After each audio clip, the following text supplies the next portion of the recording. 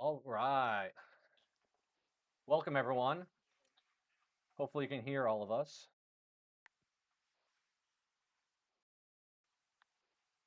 Welcome to the stream, everyone.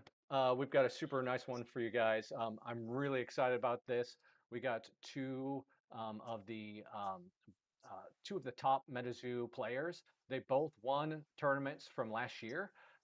They're going to be playing live. Yep, we're doing it live. They're going to be on webcam. Um, I also have a special guest here today as well. I'm here joined with Cam.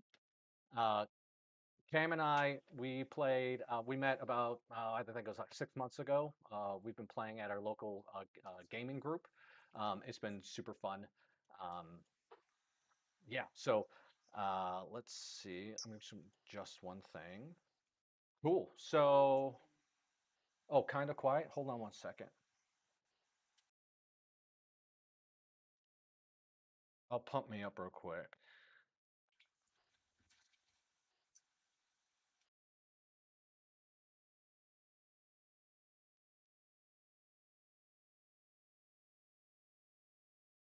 All right, is that, let's see, let me do it even more for you guys. All right, can you hear me better? Is that way better for you guys? Thanks, Pizza Loving Gator, for that. Cool. Yeah, I wanted to hop in real quick. Since we got a lot of new people who either have been collecting or who have been getting new into MetaZoo, I wanted to cover real quick the basics of MetaZoo, the trading card game, and then we'll introduce our players and we'll start with some of the games. So awesome. Thanks, guys. Um, so, MetaZoo is a cryptid-based game. You're going to see creatures like Bigfoot, Loch Ness Monster, Mothman, you name the cryptid, it's like in the game. Uh, for this one, the players are going to play to first to 30 mission points. The players are trying to keep for mission points. The main way to win mission points is by winning a lane. There are 4 different lanes that the players will be competing for. Typically, you play creatures or equipment there. Whoever has the most influence when the mission is declared, they will win that lane and get 1 mission point. If their opponent does not have a creature in their lane, we call that an uncontested lane, and the player would win 2 mission points for that one. The deck comprises of a minimum of 50 cards, no more than 3 of any one type of card. I'd be remiss to not mention the caster. The caster is a critical part of the entire game. Each player will choose 1 caster, and that's set aside in the caster zone, and it's in play right from the beginning of the game. These usually have pretty powerful, influential effects that affect their side of the board. Um, and most players will build a strategy around that caster card. So, anything else I might have missed, Cam, that I should add? Yeah, man. As far as the basics of the gameplay go, you've pretty much covered it all. I'll say this is one of the first lane-based card games that I've ever played, so it's certainly a different feel than like Magic the Gathering and Pokemon and all of the classic card games like that. The creatures are super unique. I really like that it has a real world vibe to it, and you can like go to some of these places and be like, oh yeah, okay, I've heard of Bigfoot, I've Yeah, heard of Bunny Man, I've heard of the Mothman, like, and it has that kind of real world lore to it. So I really like the immersion there. The thing that you mentioned about the casters is super important. I think that'll come into play a lot in our gameplay today. I've yet to look at the casters that our players are playing today, but I'm sure that it will be a crucial part of their strategy to make sure that they win. perfect. Yeah, that sounds good. One more thing I want to mention is like the gameplay goes action based. So one player will play an action, another player will play an action. Common actions are playing a card, using the ability, declaring the mission to see who wins those mission points. The In order to play the cards, you will play it with play it by tapping aura.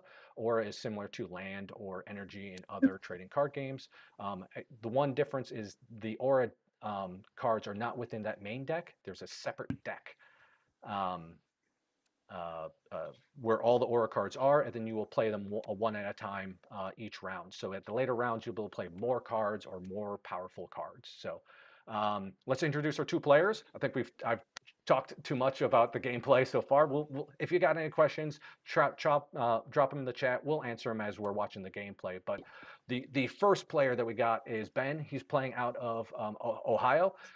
He won the first. He run the Northern Virginia Holiday Party Tournament. It's a local tournament that our game group hosted. We had over 20 participants, wide variety of different strategy, different types of decks. Out of all of those, Ben ended up winning. Top five, it really could have gone anywhere. Our second player is Bunny Man. Bunny Man, he plays in our local play group. I play against him all the time. He ended up winning the first MetaZoo tournament since the relaunch at the Eclecticon, New Jersey. He took home the prize. I think Cam was there too and playing along with him. Yep, that was, it's one thing to lose to the guy at a locals tournament, but to see that prize on the table and just have it snatched away like that, that stung a little bit. Yeah, so we've both played again. Did you play against Ben in the Nova tournament? I did not get the chance to Okay. play against Ben, so I think this will be the first time I'm seeing his deck in action. It'll be Yeah, exciting. I played against both, super high level. So that's enough of an intro. Let me tell the players that they can get started, and then we'll dive into this. Let's get to it.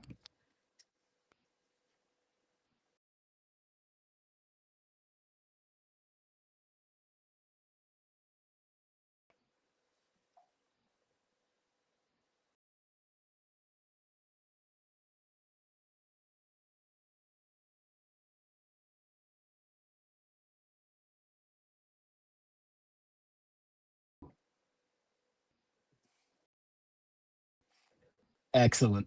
Oh man. All right, and we're hopping into this thing. So perfect.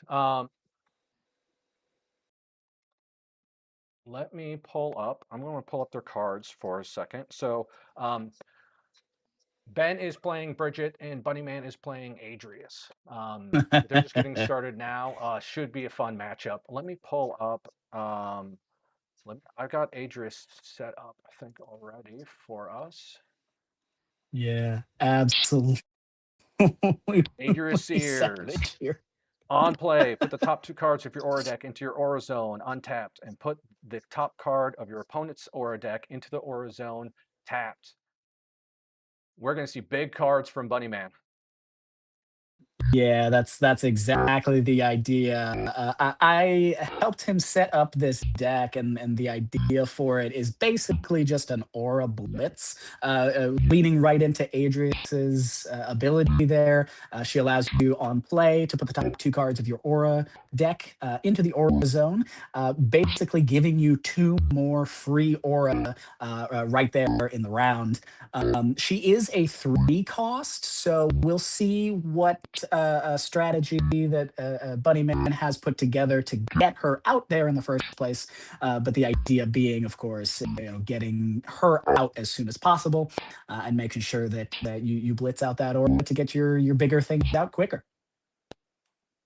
Yeah, I'm gonna throw up Bunnyman's real quick as well. So Bunnyman's is Bridget once per round at the end of an action. Sorry, I said Bunnyman. Ben. You may untap one aura. So both of them super interesting. This card allows you to play multiple cards or even aura enhance easier. So it should be super interesting to see this. Yeah, that's exactly right. Bridget has been a kind of a sleeper pick in my honest opinion. We don't really see all that many Bridget players at our locals. To see some representation for her is really cool. but her ability can be super, super sneaky if you know how to play it right. The language is once per round at the end of an action, you may untap one aura. Keywords at the end of an action. That doesn't have to be your action on your turn. It can also be in response to your opponent doing something. I Yeah, think that's a that's good point. gonna yeah, that's gonna be an interesting play. All right. So just checking out the board already. It looks like Bunny Man is in an interesting setup for this deck. Unfortunately, he didn't pull a couple of cards that are crucial for that Aura Blitz and getting Adrius out there, but it looks like he got at least a creature onto the field, which is good. He went with the Calipode. Comes in tapped, which is unfortunate, but to have a 5 cost creature on the board in round one is absolutely huge. You know, that staves off any of the smaller creatures that Ben could throw out into that same lane. It's coming into round two right here, as we can see. So he managed to get Adrius out onto the field, which puts out 2 more aura to make his total aura pool 5 over Ben's now 4. So he's already set himself up for success there.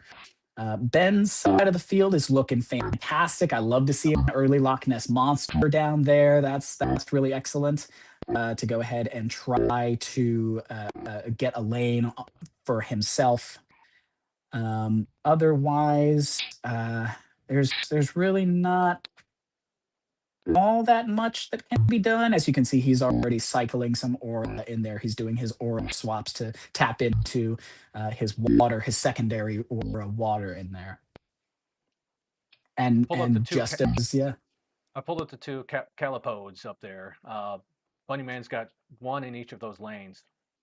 yep, perfect, yeah. And yeah, and there we go. I'm seeing Ben pull out his second aura there. Yeah, pulled up from Bridget there. That's exactly how you use it. You go ahead and cycle any of your aura with your aura swap, and then just bring it immediately to life with Bridget. That's phenomenal. Looks like we also got Jackalope. Let me see if I can pull that one up real quick. Adding more aura by Bunny Man, doing his strategy, just trying to aura ramp as fast as possible. Yep, exactly. As you can see, he's already got 6 aura on the field, and this is just round 2 still, I think, which is kind of crazy to me. That's it's a lot of aura. Usually, of course, you start with 2 starter aura, but to have both Adrius Sears give you 2 more, and then the Jackalope give you 1 more, you're already blitzing pretty steadily right off the bat. That's that's excellent.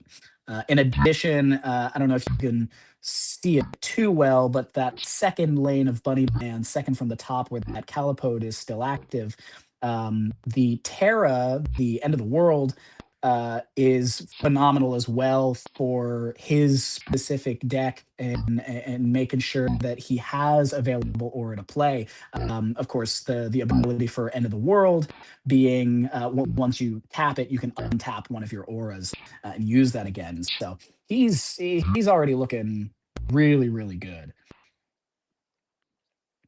Yeah, let me see if I can try to fix. You're right, Flyer.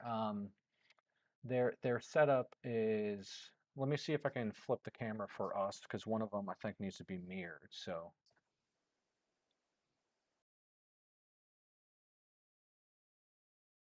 yeah, let me try to fix that for us real quick. So let me see if I can. Mhm.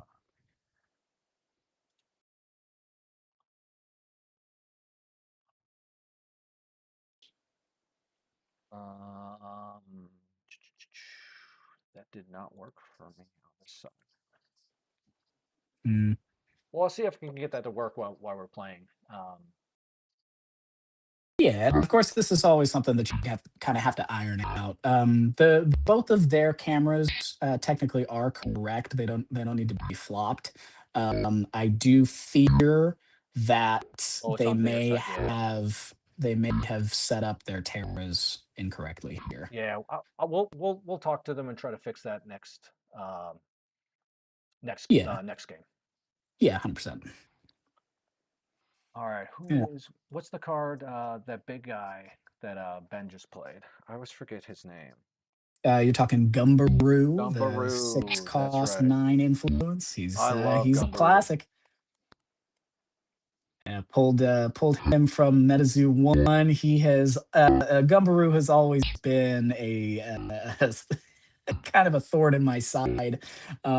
If you played MetaZoo 1, you might remember the beasties from there. Gumbaroo was part of a set that powered up off of each other, but it is similar to MetaZoo 2.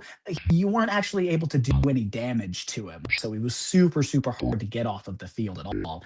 In MetaZoo 2 here, he's an even bigger annoyance. One, of course, because he cannot be shattered, and all damage dealt is reduced to 0, but also he's a 9 influence creature. That's 9 points that you're putting on top of whatever you already have in that lane toward your total influence in the lane. And it's big and it's unable to take damage. It's just a thorn in the side, man. We also got Bunnyman enhancing his lane.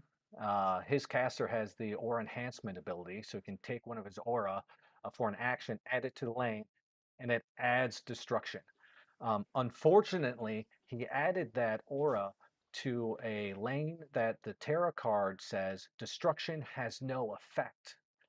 So that was a slight misplay. So Ben actually does not destroy Loch Ness Monster in that lane. That's absolutely right. Yeah. The base set auras, like the aura types earth, water, excuse me, earth, air, fire, and goodness, earth, air, fire. Ah, I'm losing my mind. Earth, water, air, fire, lightning. Lightning. Thank you. Duh. You forgot your favorite. I forgot. That's Lightning. so Come embarrassing. on, Cam. So silly. So silly. Right. Okay. So the base set plus, of course, torrential tides introduce water. All of those auras that you can enhance the lane with add a mechanic called destruction into the lane. So if you end up winning the lane, you're able to remove or shatter a creature in your opponent's lane to try to whittle down their forces. Right.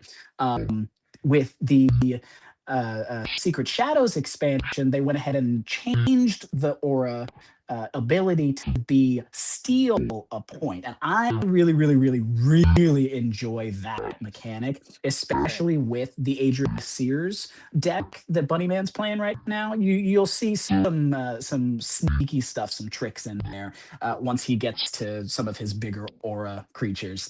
So I'm excited to see that. Yeah, and Bunnyman, for his first action that round, he ended up tapping a uncontested lane for getting that critical 2 mission points. I almost always do that if there's an open lane. Let's get it. Oh, Bunnyman just tapped 8.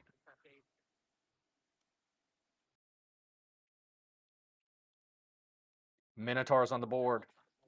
Wow, interesting. All right.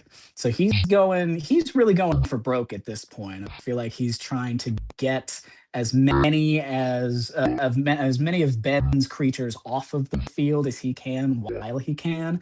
Yeah, he just went ahead and popped the Loch Ness monster. That's absolutely huge for him. That's stupendous. I am starting to see what they're doing with their auras or their lanes though. So it may look a bit backwards, but I get what they're going for. So as you might have seen, Adrius, Bakunawa, and the Minotaur are in the third lane for Bunny Man, but Yep, that's going to be like the second lane from the top for Ben's view. that's right. So Yeah. Yeah, thanks for explaining yeah, that, Cam. Yeah, and anyone in the chat, sorry for the confusion. We'll try to iron that out between games, but yeah, that's yeah, Minotaur exactly. for you guys. A unique creature, cost 8, 12 influence. That upper right corner is the influence power. You can think of that as both the health, the damage, and the influence all wrapped up in one. So that's a beast of a card. Yeah, totally. Yeah, and I'm definitely with Flyer in the comments right now. The webcam games, I want to have my opponent's Terra in front of me just so I can see. Yeah, that's absolutely huge. I've gone ahead and just started collecting every Terra that's out there just so I know exactly what I'm going up against. You know, I don't necessarily need to know what the creatures are that are going down. The more important thing to me is how I can best manipulate the lanes and make sure that I win them. Yeah, all right. So as we're looking back at the boards here, looks like Bunny Man is set up really, really well. I am curious to know what those upside down cards are in that second lane for him. I want to say they're Jetsam tokens, but I may be wrong. Because I can see some Jetsam tokens Yeah, in there's Ben's second lane as well. he's got 2 Jetsam tokens in his lane. I would assume those are Jetsam tokens. Yes, I think Ben has been generating Jetsam tokens in Bunnyman's lane. Yeah, I love fantastic. that. Flood their lane. Jetsams are equipment, one influence, um, really can lock down an entire lane. Yeah, absolutely. I've seen some devastating plays with Jetsam tokens. Like if you're able to grab one of the several cards that allow you to put down Jetsam tokens out of the water set, you're able to fill lanes relatively quickly.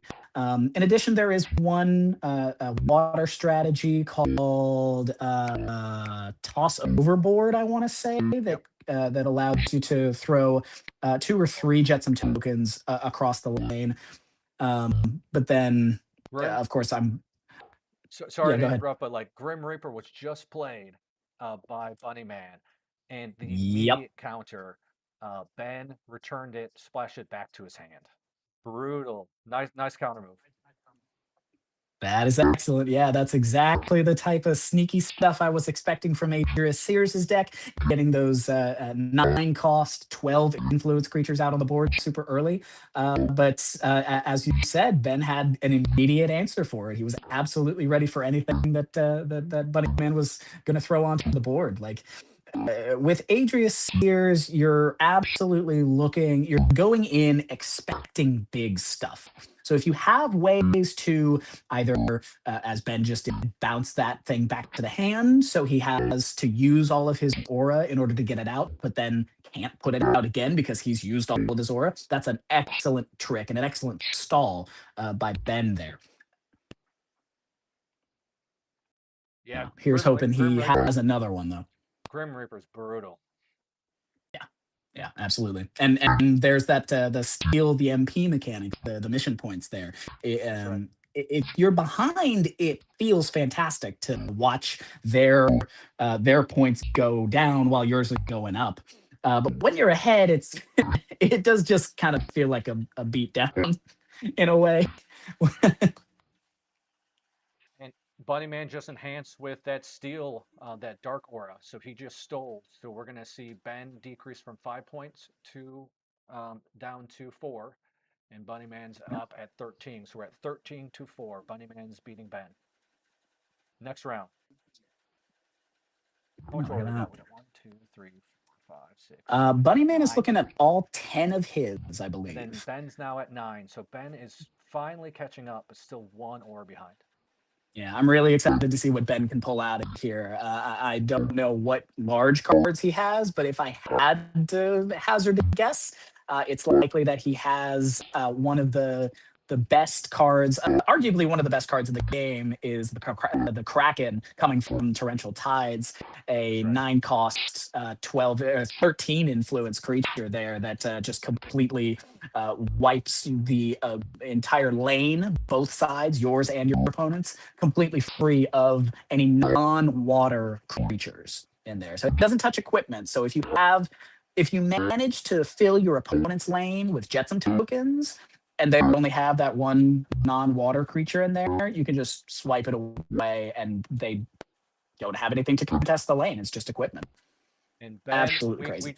we we had Grim played, and then Ben paid a counter right after. He just played Torrential Tides. Return each creature to its owner's hand, and Ben untaps 4 aura. This is Wow! huge for Wow! Ben. Wow! Huge.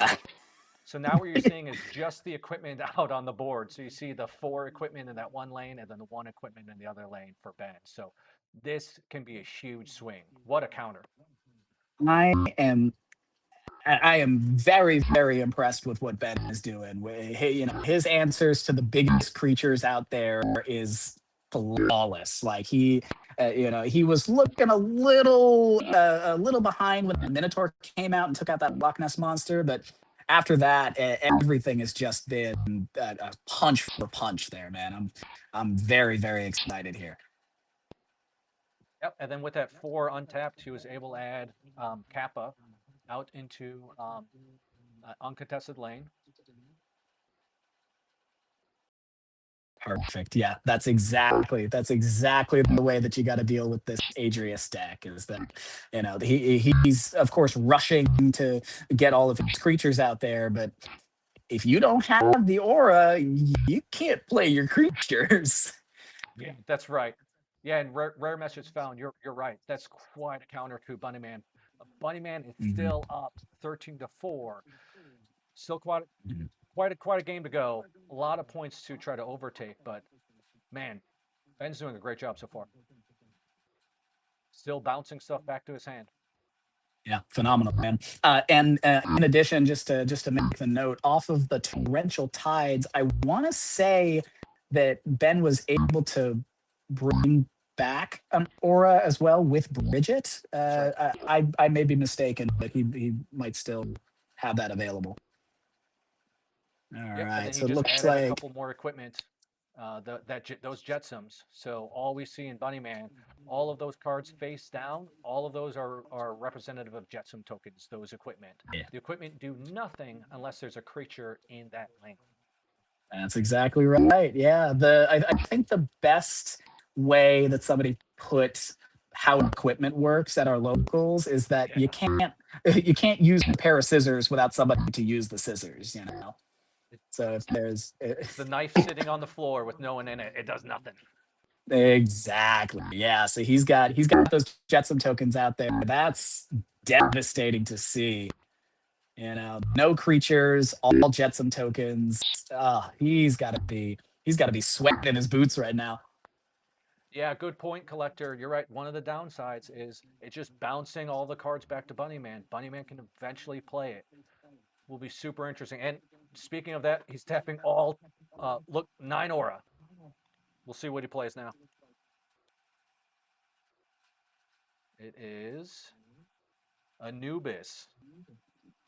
Ooh, very interesting. So that could be really, really beneficial to him, depending on what he has in the discard pile. Anubis, on play, play a creature card from your discard pile without playing its base cost. He's trying to get ahead, trying to add a couple of creatures out there. Yeah, so it looks like he only had that Calipode Hmm. in the discard pile. That's an all right pull, but still a decent amount of influence there to combat. Uh, I believe. Am I seeing right that Ben has played Bridget into his final lane there at the bottom? Can't quite Um, tell if that's in the I don't, caster I zone or don't not. know if that's. I think actually Bridget is out in play, and we just saw Ben tap all 10 aura and play Sack. Sack is in Ben's top lane over there. This could be critical for him to catch up. Overwhelm 3, he gains 8 additional mission points. Huge. Yeah, and it looks like Stack will give him 8. He's got a creature in there with 3, and the Jetson token gives him 1. That's 12 influence to what looks like 0 all Jetsam tokens for Bunnyman there. So if he's able to successfully get that off, which it looks like he did, Yep, then we are looking at an additional 10 10 points. points. That's 8 from Sack and 2 from the uncontested lane. That is Gigantic. absolutely huge. Gigantic. And it's now Absolutely huge. 15-14, all because of that one play. That one Yeah. lane is like clutch for Ben. Beefy over there. That's fantastic what he's doing. Yeah, and he completely filled the lane on Bunnyman's side, so he can't even play any creatures in there to contest it at all. So Ben is in a really, really good spot right now. Solid spot. He's got a bunch of creatures out and just collected points left and right. He's managed to deal with every threat that was thrown at him. Ben's looking good, looking really good right now. Yeah, I mean, you can already see both of these players super high level, both tournament winners for a reason. I like great gameplay, great deck building. It's on display right now. Yeah, 100%. I mean, there's so many possible combinations that you can go for. I'm sure that Ben has done a lot of tuning on this deck, especially with the information that he gathered from, his win at the holiday party. That's right. He was able to get a lay of the land, see what everybody's playing, assess the threats, and fine tune from there. Like, I don't know how much he changed from the holiday party till today, but whatever he did is absolutely working. It's huge. Bunny Man is starting this round, so we'll see what he can do. But I feel like Ben's going to try to, as soon as possible, declare that one lane and get another 10 points. 100%. Yeah. Although 10 points does only get him to 24, which does leave Bunny Man still plenty of time to have an answer. If he can manage to get that Grim Reaper down, for example, he might be able to clear a lane and steal some points, maybe bring Ben back just a little. But That's right. Bunny Man, you're Bunny Man just played Symphony of Shadows. Distribute 10 hex counters among any units in play. And it looks like he put, I think, all of them in the lane with Sack. Huge. Trying to reduce that overwhelm ability and stopping Ben from getting that extra 8 mission points. Yep, that's absolutely right. It's not quite enough to do what he's looking for. Yep. The idea behind Symphony of Shadows, of course, is to distribute the hex counters and potentially bring your opponent down to 0. And in an even better scenario, you're looking to bring your opponent's influence down to negative Yeah. numbers. A lot of people are still learning that when you bring your opponent into the negative influence, it actually gives yourself a point. Yeah, and for those that are unaware of hex counters, they reduce the influence of whatever creature equipment they're on by 1 just when the mission is declared. Yeah, but as Rare Message found, just mentioned, hell of a top deck from players here. Ben managed to find I believe that's a hide behind right there on top of the sack there. That's a 7 influence creature, if I'm not mistaken. So that that keeps Ben in a fantastic range to even stave off another Symphony of Shadows from Bunnyman. Potentially would have potentially brought him into the negative, but now with that hide behind, I think he's still pretty safe. And it looks like they just called it game because Ben would start the next round. And Yep. so he would just tap that 1 lane with sack and win the game. So we have winner of the first game is Ben. There we I'm gonna go. hop off this chat real quick. I'm gonna chat with the players and try to see if we can fix their aura for the next game. I'll be back in like 1 minute. Yeah, rock and roll. I'll take over from here then. All right. So, as you saw in that game, there were some phenomenal plays from both players, right? In assisting Bunnyman with this deck, I got to see the full potential of it. Just to give you a bit of an insight into the Adria Sears deck, you're looking at as many aura spam cards as you can get. So you saw Adria Sears herself has the ability to put in more aura. You've got the Jackalope in there for 1 extra. One that didn't come up and that I hope comes up in the next game is a Earth strategy, a 0-cost Earth strategy called Odd Find. If you can play that as your very first move, you will give yourself an extra aura to use in the very first round. Makes it 3, which allows you to put out Adrius the very first round. gives you an extra 2 aura. Now you're at 5 with 3 down, 2 available. Throw out a Jackalope, that's another aura. Um, but the last card that we threw in, which I think could prove really really interesting, is one called not concentrated resources, but it's an Earth strategy with resources in the name.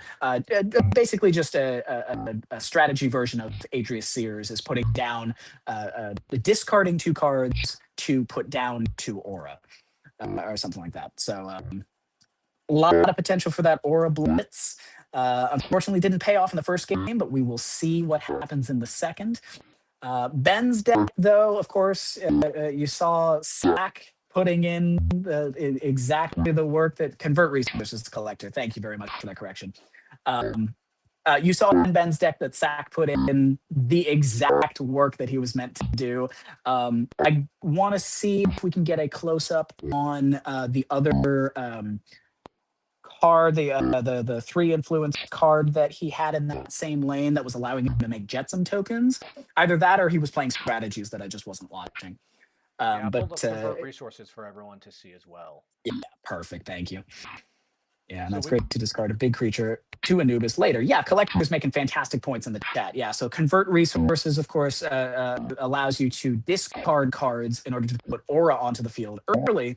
But that discarded card could be a big influence creature that you just can't play yet. You toss that into the discard pile, save it, play Anubis, and you get it right back for free. It's an incredible loop if you could get it off correctly. Yeah, and we're jumping right into game number 2. We'll see. Yeah, we'll see if Bunnyman can pull it back. Hey, throw in the chat if who you think will win this second game. Let us know who you got. It's gonna be a tough one. Ben's deck. I mean, water is excellent for Mhm. trying to control tap creatures, return creatures to their owner's hand, and with Bunnyman just trying to play one gigantic creature, it's a pretty good strategy to throw it back up and really slow down his deck, especially if he can't like contest and try to get multiple lanes. Ben as well is trying to lock down a couple of those lanes by just putting Jetsam tokens every once in a while. So I'm super excited to see this. Yeah. Oh, Flyer's got Bunny Man. Oh, a Benny Man. Benny, man, that's great. That's great. I like that. Rare message found. Thank you. You flatter me with good Isabel plays. I am a huge Isabel stan. I definitely think she's the best girl out of them all. I hope to be able to play that deck for you eventually. Hopefully, we can get either some live play or tabletop simulator play. Either way, Lightning, I think, is the way to go. It just has phenomenal utility across the board. Of course, there are some detrimental cards that the opponent can play, especially from Earth with Trample. That pretty much wipes my board because I'm mainly throwing out one influence spark tokens. But against most other things, it has proven really, really solid and really reliable. So hopefully we get to see that sometime. We just had an interesting play by Bunny Man. His caster's out in that bottom lane that you see there. Um, uh, Ben was just leaving it and was going to let Bunny Man get the 1 mission point. But Bunnyman ended up enhancing that lane with his Dark Aura to add in Steel, which then reduced Ben's 1 mission point that he had, giving Bunnyman 3. So instead of just having 2 mission points, that was actually a 4-point swing, which is like pretty crazy, just for adding 1, enhancing a lane with 1 aura.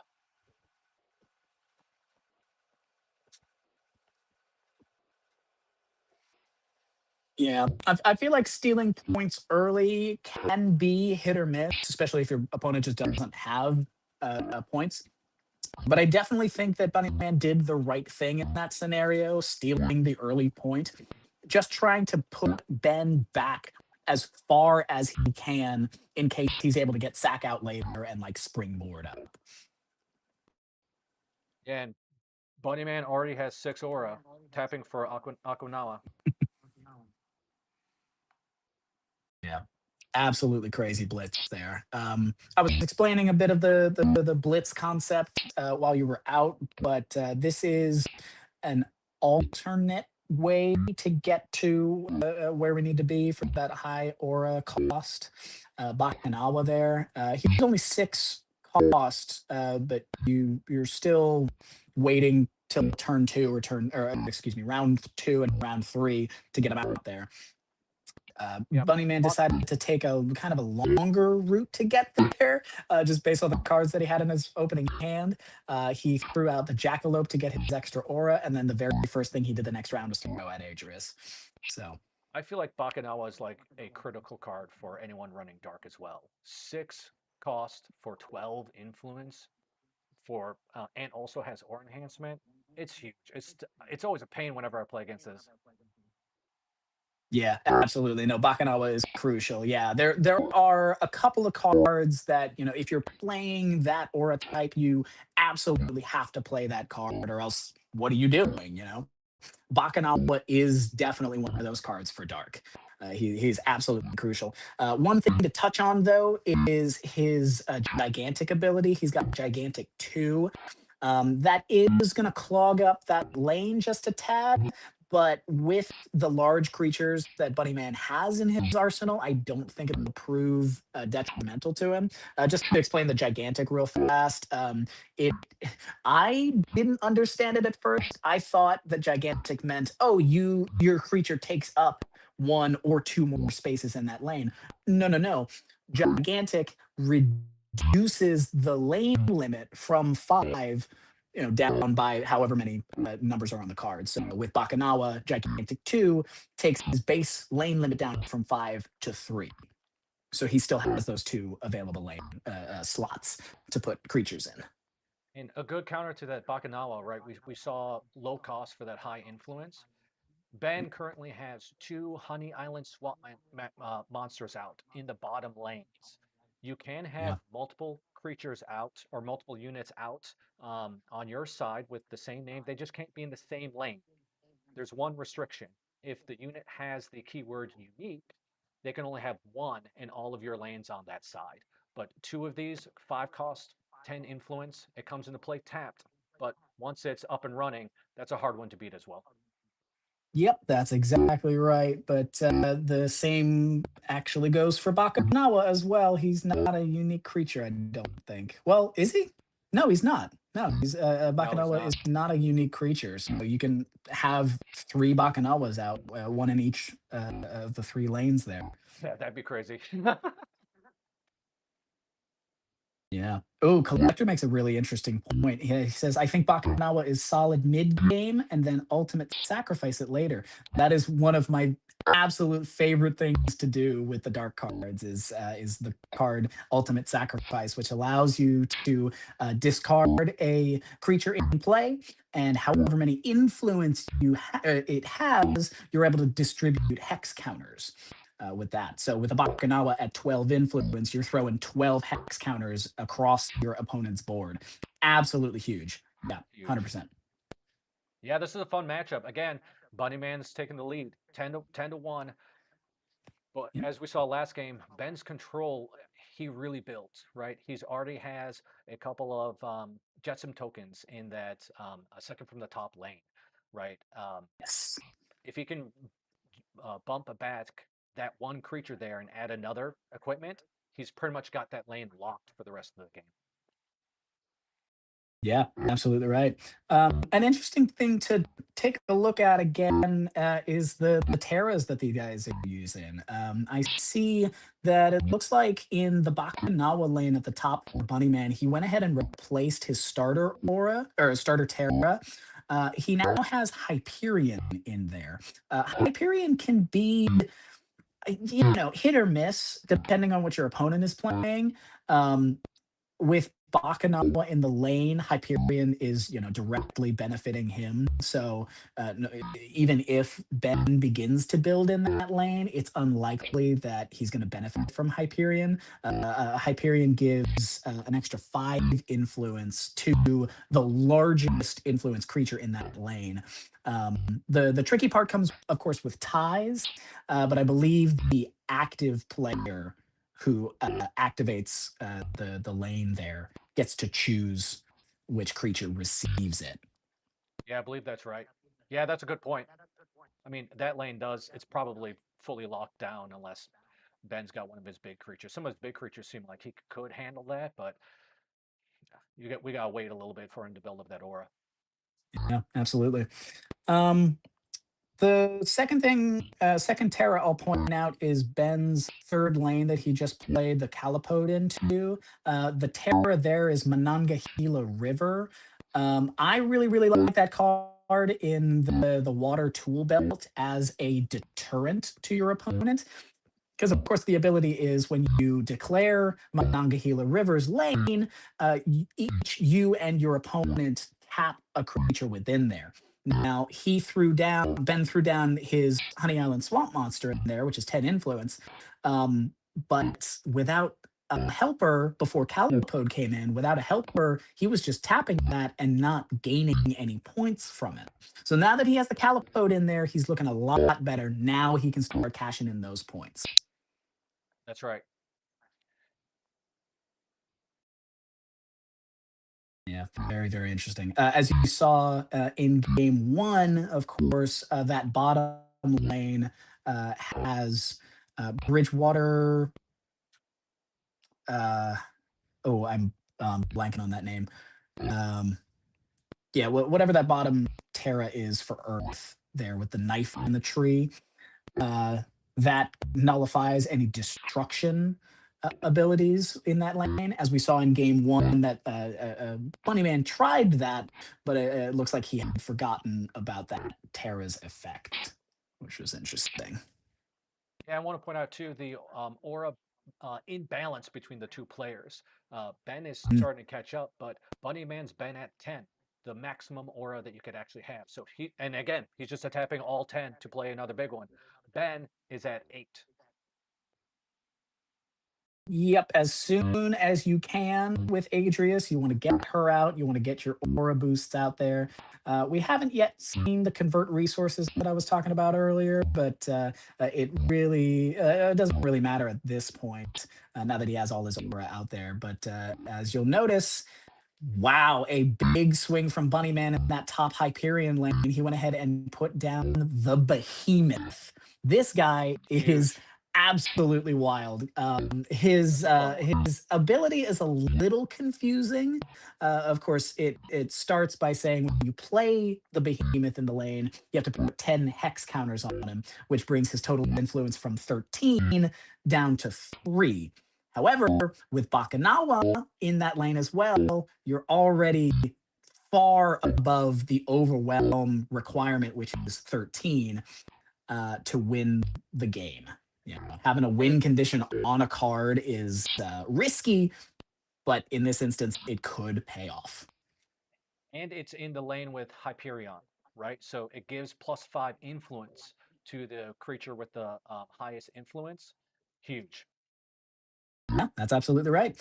I'm a tad confused. Maybe I'm just behind on the stream here, but uh, I'm confused as to why Bunnyman hasn't tapped that yet. But it looks like just looking at Ben's response of That's right. "Ooh, Ben just cool." One played of my Black Carpet. favorite, yeah, one of my favorite water cards up there as well is the Black Carpet. That's a new one from Secret Shadows coming in. If you could pull that up for folks. It's up there The now. idea, yeah, the idea is that you're playing it, sure, but then pairing water and dark together, you can ultimate sacrifice it for both the 5 points when dispelled and 12 hex counters. That's one of my favorite ways to use it. Yeah, that very top lane, huge guys up there, right? We've got the Behemoth, Black Carpet. I believe Black Carpet is the one in the lead right now that would get that +5 influence upon declaration of that top lane from the Hyperion. And that Water in a Bottle, I love that card. He just tapped, looks like he tapped Behemoth. Absolutely excellent answers from Ben right now. This guy just calm and collected, not even worried about the win condition on the board right now. He's just like he said, "You think you're gonna win with one fell swoop? I don't think so, bud." It I don't remember where the two counter on the Bakanawa came from. Are those hex counters? Do we know? I think I don't know about the red ones right now, but they are talking right now. Currently, I think they're tied. They both are aura enhancing and tying each other as their aura enhancing. Um, but if they keep going, aura enhance to aura enhance in that top lane, eventually Ben's gonna win out because Bunnyman has 3 units in that lane right now, plus one of them is giant. So currently he can only have 4 units total in that top lane, whereas Ben could eventually edge out. The more aura enhancement he adds, the more destruction. For each instant of destruction, if Ben wins, Bunnyman would have to sacrifice um, 1 unit per instance of destruction. So could be huge. Yeah, that's exactly right. Well, looking at his Bakanawa lane, right? Bakanawa is one creature with the gigantic two. Behemoth is the second unit in the lane, and the enhancement is does count towards that lane limit. So he has 3 units in the lane right now. That's a full lane for this guy. So he technically could not even put another instance of destruction in there, That's even right. if he You're right. wanted to. You're right. So at the And moment, you were correct. They were tied. But Ben still has one available aura to use if he that's wants to right. put that in Ben there. just won that lane, causing Bunnyman to uh, just shatter one of his units in that lane. I feel like he's really controlling that one and doing a great job on controlling Behemoth in that win condition. Wow, wow, wow. All righty. So that's crazy. So yeah, so that die on top of Bakanawa must have been hex counters from something. Yeah, I think so. Because I was like, yeah, they're technically tied. It's 13 to 13. But then of course Hyperion is delivered to the active player, whoever declares it. So yeah, Ben won out. He managed to get that very cheeky destruction in there. Was able to remove that big threat, and now he's sitting at a very comfortable 12 influence with his black carpet to 3 with Bunnyman's behemoth. Crazy stuff, man. Crazy stuff. Yep. And Ben's Mhm. first play on the next round, declare the mission in the uncontested lane. Get those free, easy 2 points. Now we're at 10 to 12. Absolutely. Absolutely. Just slowly and steadily maintaining his composure, making sure that he is able to assess those threats as they come up, and he has, he's done such a good job so far of making sure that those threats are very minimal. Huge plays. We had Bunnyman play Anubis, and he ended up bringing back Bakanawa in that top lane. And then as a counter, Bunnyman immediately responds and plays Kraken in that top lane. Let me pull up Kraken real quick for all of you. Wow. Huge counter plays. Crazy. I am gagged right now, dude.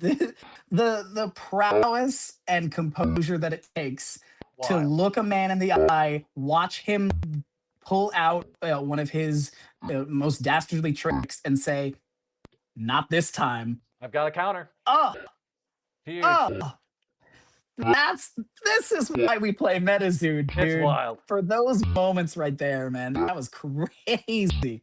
I love these swings. And dude, absolutely wild. Yeah. And now Ben is looking very, very comfortable up there in that top lane with the black carpet at 12 influence, Kraken at 13. That very, very easily makes the Kraken's overwhelm ability there at the bottom. Overwhelm of 8 is needed to stop it. But the ability reads: choose a lane, return each non-water creature in that lane to its owner's hand, which is exactly what he's doing right now. He gets his points, and he chooses any lane to clear out water creatures. He actually chose that top lane to return the creatures back.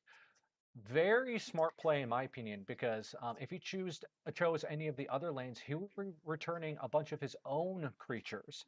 And so instead of Yes. choosing that top one, he does not return any of his water creatures, and he can still control what? I think he's in control of every single lane right now.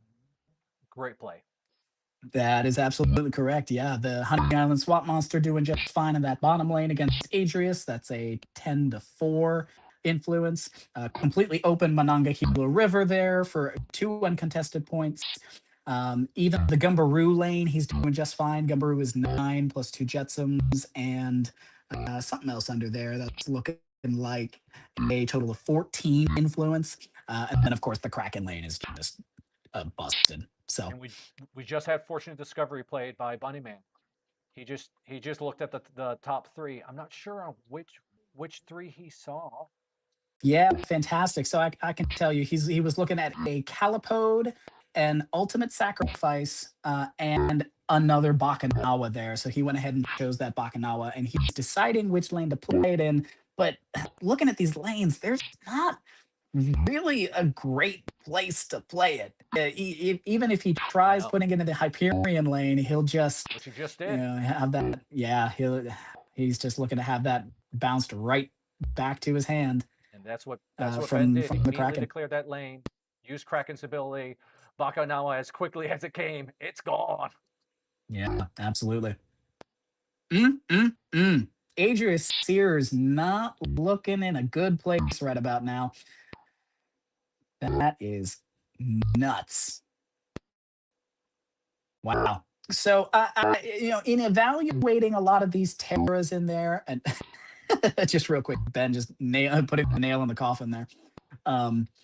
Evaluating all of the aura types and their abilities and differences, it was hard for me to say that water on its own was a viable option. But the utility that it brings as a secondary aura type is just unmatched at the moment. Dark did an okay job of trying to become that secondary competitor, but I still think water really takes the cake there. Yeah, and Ben in that top lane adds salt to the wound. He played a creature that at the end of every round, he gains 1 mission point. Ben really has a ton of cards in here to try to get extra mission points beyond the traditional winning those lanes. Yeah, absolutely. I'm interested to see if he uses the black carpet for its ability in dispelling it, but I don't know if either player has a card that shatters a different. Well, actually, you know what? Bunnyman has the Minotaur, uh, but that duels, so he might just not. He might not use that for the black carpet. That's a really risky play. Bunnyman just played Ultimate Sacrifice, added 12 hex counters onto Kraken. So those two dice over there, each with six, all of those are hex counters. Yeah, he can certainly try his best to bring that lane down, but it is just so beefy with the black carpet at 12 and Kraken at Yeah, 13. There's you got to do a lot of work to bring that influence down to 0 it's and into so the high up negatives. there. Mm. Yeah, yeah. Tam makes a great point in the chat with he says goes to show even if Bunnyman is leading in the beginning, Ben is keeping his cool. It just goes to show that you can't really call a game in the early stages of it in those first couple of rounds. Anything can happen when you get more aura out there.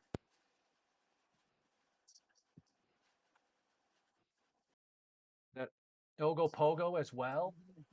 I'm thinking that third lane from the top on Yeah. declaration. If Ben declares that lane, he gets an additional 2 mission points. pretty crazy right now.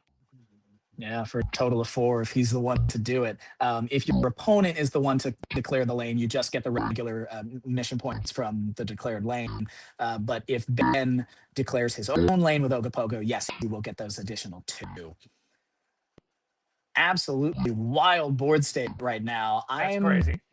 I'm always used to when I play Adrius Sears or when I play against Adrius Sears, I'm always used to seeing these big swingers out there really early and really fast. Usually there's a sack on the board by round 2 or 3 or more than one Bakanawa at a time, but to see this empty board state is just I'm floored, man. I'm absolutely floored. It's insane. And Bunny Man just played another Anubis. Let's see. Let's see if Ben has another counter. Yeah, let's see what it'll bring back. And he plays Water and Bottle as a response to tap Bakanawa. Yep, that makes a lot of sense. Those water in the bottles are really really cheeky. Sometimes you'll see people just use them for the draw power, which is Yeah. fine. But the more super powerful and underrated ability is to be able to tap a creature like that just for free. You know, being able to nullify those that influence from that creature is Yeah, super clutch counter. disgusting. Yeah. So I don't know for sure. This is the championship deck from Ben playing Bridget, but I don't know if he made any modifications to it. We were trying to reason that out earlier. Unfortunately, I didn't get to play against him when he won the Christmas party, but this is looking pretty set in stone for him. I think he's in a very comfortable position. And Bunny Man just conceded this one. So Ben won the second Yeah. game. But it looks like they want to do a Mm. third game. If everyone's fine for it, I think we might just try to run it back. Are you good, Cam, for doing a third game? Yeah, absolutely. I've got time. I mean, seeing as we got through these first 2 games in 45 minutes, Oh, it's give pretty or take an quick. hour. Absolutely. Oh, I am floored. Let me go chat with them real quick and just make sure see what they're gonna do, and then I'll hop right back again. Yeah, rock and roll. All right, just to address some of the comments, Bunnyman is probably going to change tiers on his caster list based off of this match. Yeah, absolutely. So if you haven't seen, go ahead and check out Bunnyman's YouTube channel. He did a tier list of casters pretty early on in the meta. Once Secret Shadows, excuse me, during Torrential Tides, as a matter of fact, before Secret Shadows came out. We are definitely going to have to revisit that video and then revisit the tier list overall. I believe he had Bridget up there already, but if she's not S tier, she's gonna very quickly bump up that way. Um, very good competitive deck that Ben has there. I'm extremely impressed. As far as Adrius's deck goes, I'm waiting for the conditions to be right where you can really see that Aura Blitz shine. Right. Unfortunately, both of the games that were played did not see that initial Aura burst. You got like workarounds to it. But hopefully in game 3 here, we can see that odd find into Adrius, into convert resources, into Jackalope, and all that sort of deal. So we'll see. Yeah, and we'll see too if Fortunate Discovery, right? That's a 5 cost for potentially getting some of his big hitters out there. If he can have something like that Yes. and play another card, that could slow down Ben's like sending cards back and tapping, right? So I think that's kind of Yeah. the counter that Bunnyman wants is if he can get more creatures and equipment out there earlier on, it'll be hard for Ben to come back for. Yeah, 100%. No, and that's exactly what we've been waiting for is a fortunate discovery into something huge like Sack, like Ben played in his first game, where you have that 10 cost creature basically discounted to 5 cost because of the fortunate discovery, getting that out there as soon as possible and making sure that you secure that lane in order to get that bonus 8 points right off the bat. That's where that ramp comes in. And Brigette too is like, I love her ability earlier on as well of being able to Mhm. untap to aura swap and to get your secondary aura out there earlier on, like super huge. Yes, absolutely. Yeah, and as you saw, Ben was able to use Bridget's ability to get that one extra aura in there just in case he needed it, and it paid off for him a couple of times. He was able to use that. Yeah, it's fantastic. All right, let me Yeah, just set the score on our end, and yeah. yeah, looks like they're starting about to start game number 3. The game starts by each player will start by having um, well, one aura out, and then they will draw um, 5 cards. And then at the start of the game, you always add an additional aura and you draw an additional card. All righty, we'll see. We'll see. So just taking a look at the empty board, looking at all the terras there, and the very top lane, Bunnyman is playing Ashy Rain up there. I love that card as a deterrent to your opponents because once you tap the lane, you have to put a hex counter on your creature that's in it. On Ben's side, like I said, the Monongahela River is one of my go-tos when playing water, just to deter people from trying to put more stuff in that lane. I'm interested to see more of Ben's deck to see if he's playing any of the water strategies that throw Jetsam tokens into the opponent's lane. There's one that I'm, of course, blanking on now, but it basically it fills your chosen lane on both sides to its lane limit with Jetsam tokens.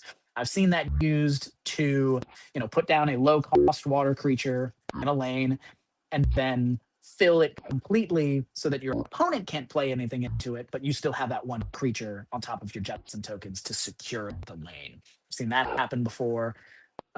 There is not it's not very viable at the moment, but there is a strategy where you can sacrifice. Yeah, pollute the waters. Thank you so much for bringing that up. Right, there's a strategy where you can throw out a bunch of Jetsam tokens, but then start sacrificing them for gains. I can't remember if that's. You know what? There is a lightning card, I believe, that allows you to sacrifice a token for a point. That is the one cost creature Negafook. Um, could be interesting there. I got to remember if that token language is specifically token or spark token. I got to reread that, but Yeah, I'd have to look that one up too. Yeah, the one you were talking about, Cam, before was Plute the Waters. I pulled it up for everyone. yes, precisely. Yeah, exactly. Yeah, man. So that was a strategy, a common strategy early on when Torrential Tides first came out was throwing down a couple of pollute the waters, a couple of toss overboards, making sure that you can throw out as many Jetsam tokens onto your opponent's side of the field as you can, or just really clog up those lanes and make sure they can't play anything. Um, I want to And say then Secret Shadows added a couple of lower cost versions of those cards. And they're okay. Like you get the one cost uh, strategy with the ship art. I'll have to look that up. But yeah. All right. yeah, Here we and then go. I Getting mean, into it already. again, Ben Ben was able to play a creature right away in that one lane, the second from the top, uncontested, tap, gaining that early 2 point lead.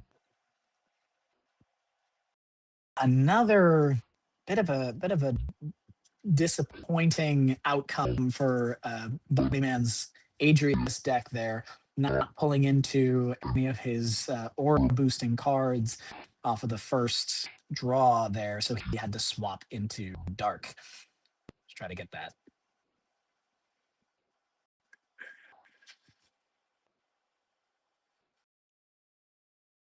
And let me pull up Okay, so this is one an creature interesting. that he ended up playing. He ended up tapping one aura and creating 3 Jetsam tokens immediately in Bunnyman's second from the top lane. And then he just played an Wow. additional card to fill that lane early on. Now it's got all 5 Jetsam tokens there. Yeah, very, very interesting. So from the third set from Secret Shadows, Mengua comes in really, really clutch. It looks like with that He's got a water second one out there. available.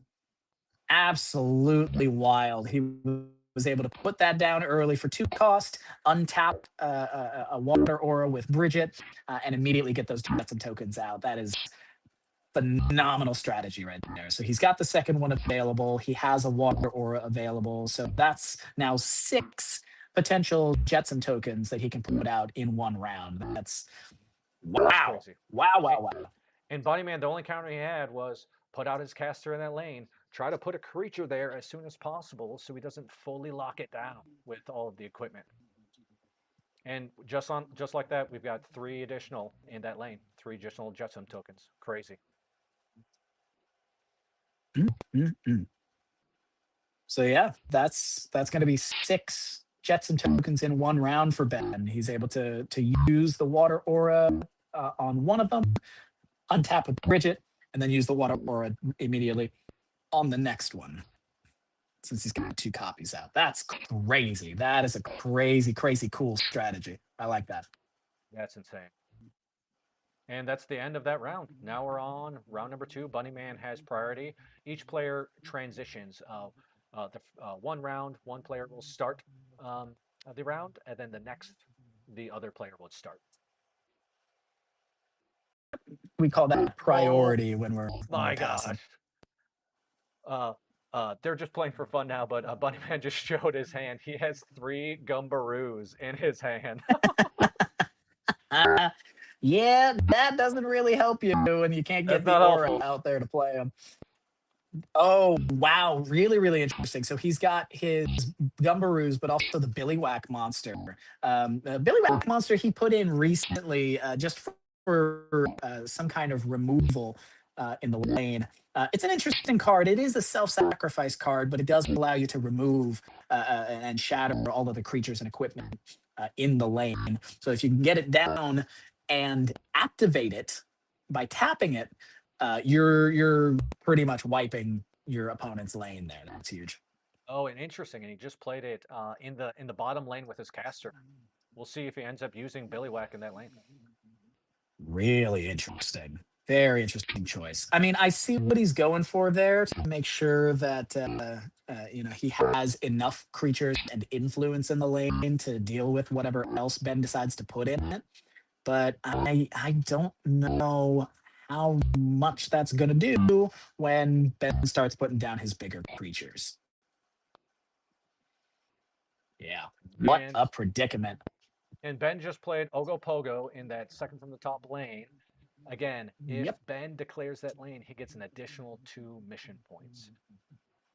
The immediate counter, Yeah. which Bunnyman did, declare that lane first.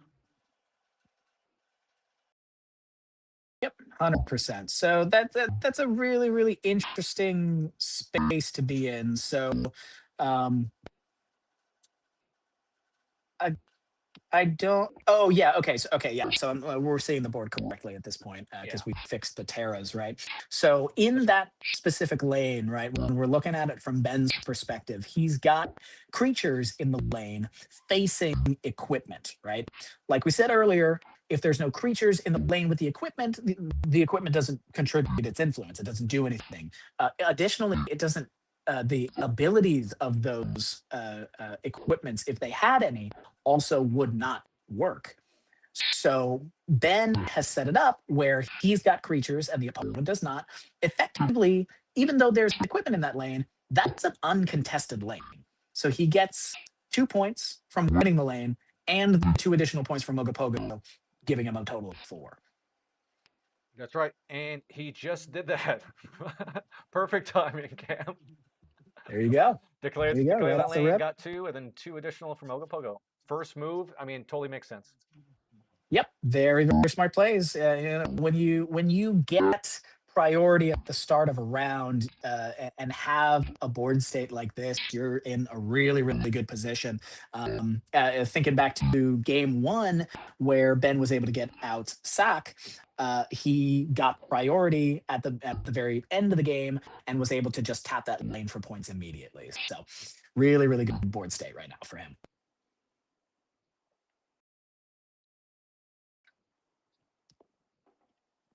And it looks like we have another Symphony of Shadows. And this time, Bunnyman spread it all out on that one lane where he just has equipment. Yep, that makes a lot of sense. With Ben's lane, I believe at 8, I if think I see so. that right. Yeah, that's right. He's got to do everything. Bunnyman has to do everything in his power to try to get that down to 0. But with Symphony of Shadows, of course, it puts 10 hex counters out. Effectively, Ben is at -2 right now, which gives Bunnyman a point when that lane is declared. Now, I'm curious if you could pull up Ogopogo Yep. on our main screen here so we can look at that ability again. Let me pull our I want to be able to pull it up. read There you go. the On mission specific resolution, language of if this. you declare the mission in this lane, gain 2 mission points. Yeah, absolutely. So that is regardless of if you win the lane or not. So even if he's in the negative as far as influence goes, he can still tap it for 2 points. Oh, yeah, that's right. That's a good point. Mm-mm-mm. And Ooh, this, okay. So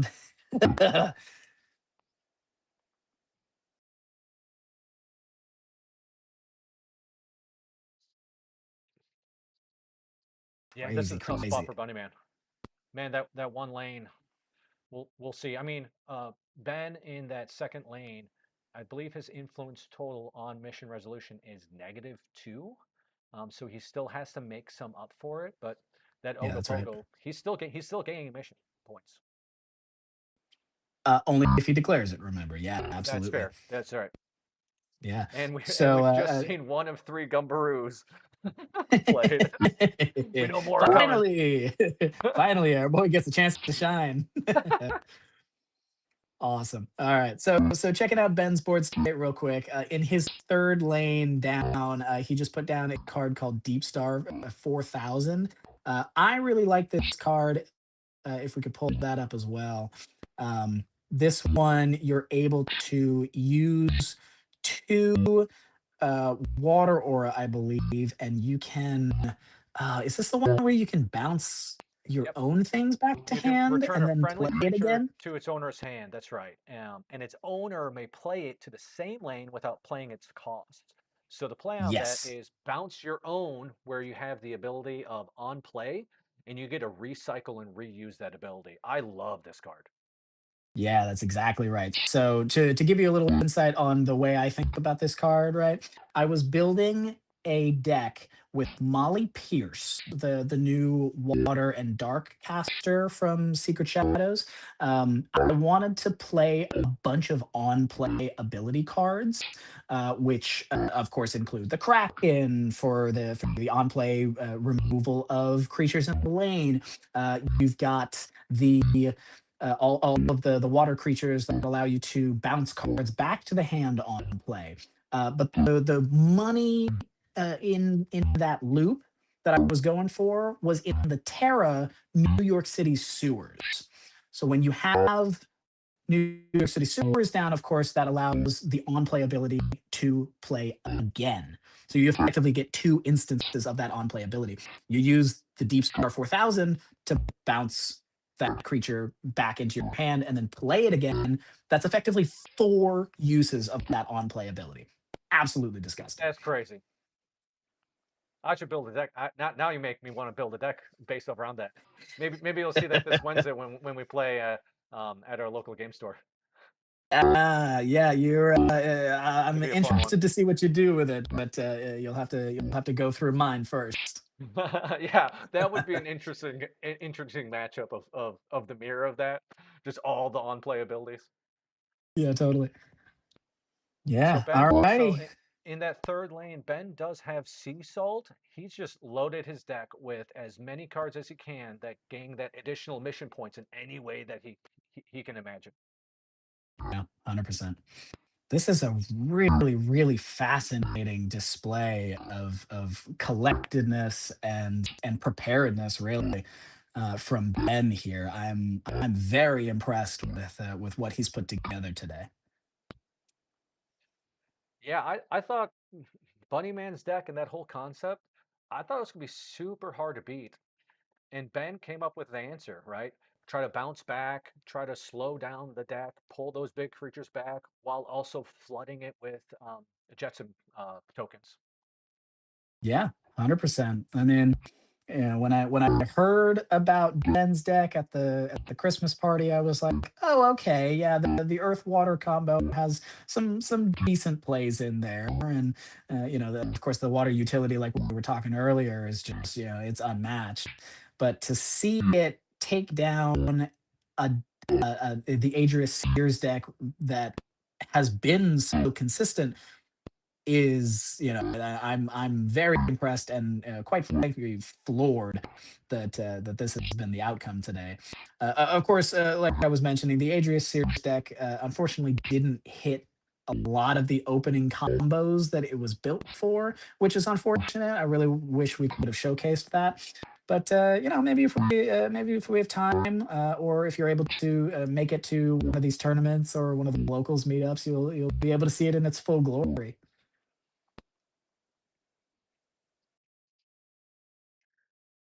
Yep, and even though Bunnyman is losing that Ogopogo lane, he immediately his first move taps it, right? He's giving Ben those two uncontested points, but if Ben gets to declare it, he would get 4 points.